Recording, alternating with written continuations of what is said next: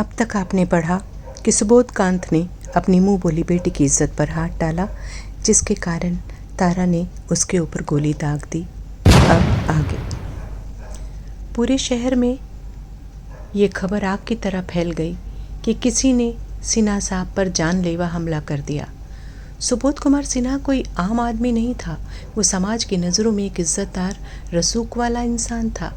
वो देश की सक्रिय राजनीति का एक्टिव मेंबर था, जो नीति आयोग के प्रतिष्ठित पद पर कार्यरत था। हाँ, ये बात और है कि आज के बदलते दौर में कानून व्यवस्था की धज्जियां उड़ाने वाले कभी कभी पकड़ में आ ही जाते हैं, और ये भी होता है कि कभी कभी सिर्फ दिखाने के लिए ही अंदर खाते में सबके सब भ्रष्टाचार के रंग में रंगे एक दूसरे को सपोर्ट करते हैं। सब जानते थे कि तारा सुबोध की रखेल है, तभी तो जैसे ये खबर फैली, प्रेस का पूरा जखीरा टूट पड़ा तारा के घर की ओर। चाइल्ड और वुमेन वेलफेयर के लिए काम करने वाला सरकारी आदमी सालों से एक तारा ही नहीं, न जाने कितनी औरतों का जीवन बर्बाद कर चुका था, लेकिन उंगली उठाने की हिम्मत किसी की नहीं थी। उसके साथ लोगों को हमदर्दी थी या कोई नाटक किया जा रहा था, क्योंकि तारा को बच्चलन बताकर उसे नमक हराम घोषित किया जा रहा था। उन लोगों के ज़रिए जो पैसे के लिए किसी के भी साथ खड़े होकर नारेबाजी करते नज़र आते हैं। तारा और सुहानी की प्रोटेक्शन के लिए कोर्ट ने सिक्योरिटी फोर्स को नियुक्त किया, क्योंकि तारा इतने समय से सुबोध के संपर्क में थी, तो उसको ऐसी प्रॉब्लम को हैंडल करना और ख़ुद को प्रोटेक्ट करना बखूबी आता था। बस तारा की इस स्मार्टनेस की वजह से सिन्हा साहब उसको अपने जीवन में यूज़ एंड थ्रो नहीं कर पाए। सुबोध कुमार सिन्हा जानते थे कि तारा एक पढ़ी लिखी औरत है, कानूनी दाव पेच भी जानती है, साथ ही साथ तेज़ और समझदार भी है। सुबोध उसका फ़ायदा तो उठा चुका था, लेकिन अपने जीवन से बाहर फेंक नहीं पाया था। तारा ने सुबोध के कुछ वीक पॉइंट्स अपने पास छिपाकर पहले ही रख लिए थे, ताकि समय आने पर उनका इस्तेमाल किया जा सके। तारा और सुहानी का मेडिकल हुआ और वो घर आ गईं। सुबोध को तो सीधा हॉस्पिटल ही ले जाया गया था, क्योंकि पुलिस को तारा ने बुलाया था। इसीलिए पहली एफआईआर भी तारा की ओर से दर्ज की गई थी। तारा बेहद चौकन्नी और सजग थी। वो मन ही मन सोच रही थी कि अगर मैंने अभी खुद सारे समाज से ये बात सरेआम नहीं की, तो सुबोध सिन्हा एक गलत इंसान है। वो अपनी पावर के दम पर औरतों को अपनी हवस का शिकार बनाता है, तो फिर लोगों को कैसे पता चलेगा कि वो फिर से ठीक होकर वापस आएगा, दुनिया में अपनी पावर दिखाकर फिर से वही गंदगी फैलाएगा, औरतों को बंधक बनाकर उनका इस्तेमाल करेगा। नहीं, मुझे समाज में ये बात रखनी होगी। समाज में इज्जतदार बने हुए इस झूठे इंसान के चेहरे से मुखौटा उतारना ही होगा, इसे बेइज्जत करना ही होगा। मुझे पूछना होगा उन लोगों से जो आज सुबोध सिन्हा के नाम के नारे लगा रहे हैं, मेरे घर के आगे, मेरे गेट के आगे। अगर यह चंद बिके हुए लोग दूसरे लोगों को भड़काने में कामयाब हो गए, तो इस दुनिया में मेरा और सुहानी का रहना मुश्किल हो जाएगा, जबकि हमने तो कुछ किया भी नहीं। किसी औरत की मर्यादा का, इज्जत का चीर हरण करने वाले को सजा देना और खुद की रक्षा करना किसी भी देश में कोई अपराध नहीं। मुझे अब इस रावण का नाश करना ही होगा, वरना न जाने ये कितनी और सुहानी और तारा की ज़िंदगी बर्बाद करेगा। दुनिया में बस ये चंद बिके हुए लोग ही नहीं हैं, और भी हैं जो पढ़े लिखे हैं, समझदार हैं। बस मुझे सही ढंग से उन तक अपनी बात पहुंचानी है। मुझे चाहिए होंगे कुछ सच का साथ देने वाले लोग, और कुछ ऐसे लोग जो सुबोध सिन्हा के दुश्मन हों। पैसे लेकर चीखने चिल्लाने वाले लोगों की भीड़ तब तक ही असर दिखाती है जब तक सच बाहर नहीं निकलता। जैसे ही सच की रोशनी से अंधेरा यूं भाग जाता है जैसे कभी था ही नहीं। जो लोग दिमाग रखते हैं और दिल भी, बस उन तक ये बात पहुंचानी होगी। मुझे सुबोध का काला चिट्ठा खोलकर एक एक सच बताना होगा। मुझे एक प्रेस कॉन्फ्रेंस की ज़रूरत है। तारा का दिमाग तेज़ी से काम कर रहा था, क्योंकि वो जानती थी कि देर करना उसके और सुहानी के लिए बड़ी मुसीबत खड़ी कर सकता है। मुझे सबसे पहले किसी की मदद की ज़रूरत पड़ेगी, और मेरी मदद वही कर सकेगा जिसके दिल में मेरे लिए प्यार भी हो और इज़्ज़त भी। हाँ, दुनिया में बस एक ही है जो समझता है मुझे और जानता है कि मेरे जीवन की बर्बादी में सुबोध सिन्हा का कितना बड़ा हाथ है। दुनिया की नज़रों में मैं बेशक एक रखैल हूँ, लेकिन वो आज भी एक इज्जतदार औरत समझकर मेरा सम्मान करता है। वो आज तक उस वादे को निभा रहा है जो उसने मुझसे किया था। मैं चाहे मर भी क्यों न जाऊं, तुम तब तक मुझसे कोई कांटेक्ट करने की कोशिश नहीं करोगे जब तक मैं खुद तुमसे कांटेक्ट ना करूं। हाँ, मुझे उसे फ़ोन करना चाहिए। तारा ने झट से नंबर मिलाया। हेलो।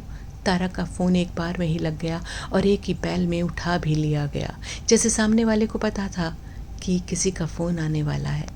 कैसी हो तारा? कुछ पल तारा खामोश रही। तुम कुछ भी न बोलो तो भी मैं जान सकता हूँ कि तुम्हें और तुम्हारा फ़ोन आने ही वाला है। इस बात का सबूत कि तुमको मुझ पर आज भी उतना यकीन है जितना पहले था, क्योंकि इस समय तुमको सिर्फ उस सपोर्ट की ज़रूरत है जिस पर तुम भरोसा कर सकती हो। शुक्र अदा करता हूँ खुदा का, जिसने आज भी मुझे तुम्हारा भरोसा और एतबार बख्शा है।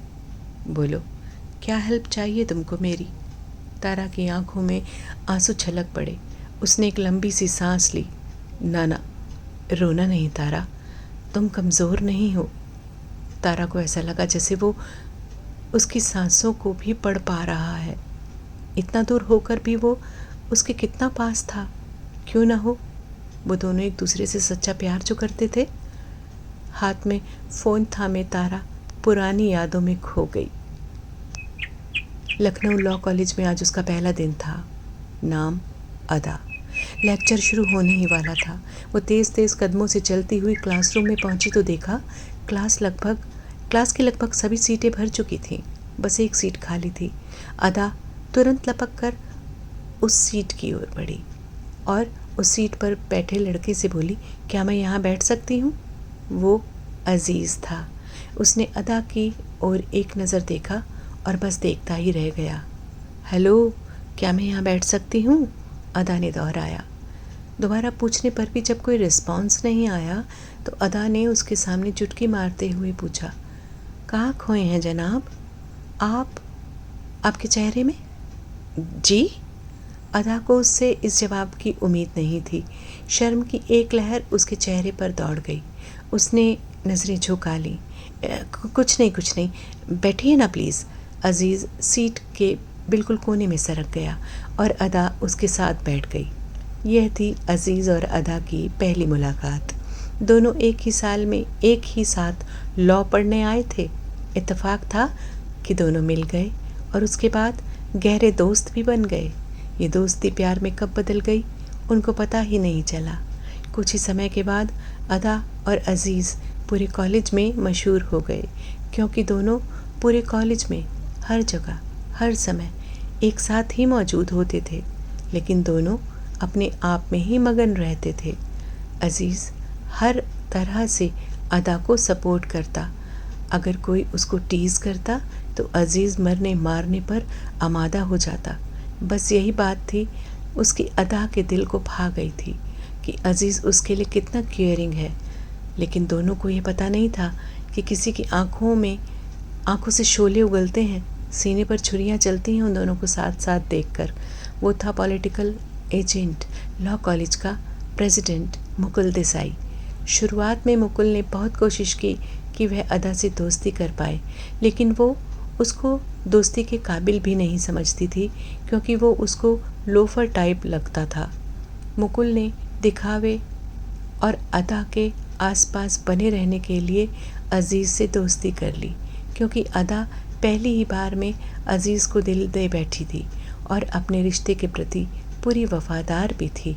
वो उसकी किसी भी बात पर तवज्जो नहीं देती थी और यही बात मुकुल को बहुत बुरी लगती थी, जबकि अभी तक कॉलेज की लड़कियों में मुकुल उनका हीरो था, क्योंकि वो एक रईस बाप की इकलौती औलाद था। इसी घमंड में चूर मुकुल किसी लड़की से जैसा चाहे वैसा व्यवहार करता था, लेकिन अदा के साथ हर समय अजीज़ का होना मुकुल को बड़ा करता था, क्योंकि वो ये बात जानता था कि वो दोनों एक दूसरे से बहुत प्यार करते हैं। फिर भी उसको उसके अंदर अदा को पाने की चाह हर रोज़ बढ़ती जाती थी। अजीज़ एक साधारण परिवार से था और मुकुल रईस बाप की औलाद होने के साथ साथ उसके परिवार का पॉलिटिक्स बैकग्राउंड भी था। इस बात से मुकुल और भी ज़्यादा चौड़ा होता था, लेकिन अदा उसे बिल्कुल भाव नहीं देती थी। वो उससे बात तो करती थी, लेकिन उसे करीब नहीं आने देती थी। बस यही चीज़ मुकुल को अंदर ही अंदर खाई जाती थी। मुकुल के अंदर कोई षड्यंत्र पल रहा था, ये बात कोई नहीं जानता था। वो अंदर ही अंदर कुछ प्लानिंग कर रहा था। वो बस एक मौके की तलाश में था, और मौका भी ऐसा कि किसी को उस पर ज़रा भी शक ना हो, क्योंकि वो यह बात अच्छी तरह से जानता था कि अगर अजीज़ को इस बात की भनक भी लग गई तो वो उसे जान से मार सकता है, लेकिन वो अदा पर कोई आँच नहीं आने देगा। इसीलिए उसने सबसे पहले अजीज़ को अपने रास्ते से हटाना बेहतर समझा, क्योंकि अदा जब तक अकेली नहीं मिलेगी वो तब तक उस पर हाथ नहीं डाल पाएगा, और अजीज़ के साथ अदा पर हाथ डालना अपनी मौत को दावत देने जैसा था। अगर अजीज़ की गैरहाज़िरी में वो दुर्घटना न होती तो अदा को तारा का रूप लेकर किसी की रखैल बनकर ज़िंदगी नहीं गुजारनी पड़ती। वो शायद आज अजीज़ की पत्नी होती, मगर अफसोस कभी कभी किस्मत बड़े खेल खेलती है। बोलो तारा, मैं क्या कर सकता हूँ तुम्हारे लिए? उधर से अजीज़ की आवाज़ सुनकर तारा अतीत को छोड़कर वर्तमान में लौटी। कैसे हो अजीज़? जैसा तुम छोड़ गई थी। अभी पुराने ज़ख्मों को छेड़ने का वक्त नहीं है अजीज़। आज का वर्तमान मेरे अतीत से भी ज़्यादा भयानक हो चला है। मैं सब कुछ जानता हूँ कि सुबोध सिन्हा को लेकर मामला बहुत गर्म है।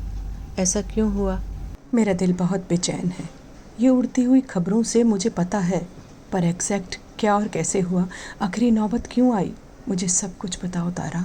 तारा ने सुहानी के घर आने से लेकर उस रात तक की सारी कहानी अजीज़ को सुना दी।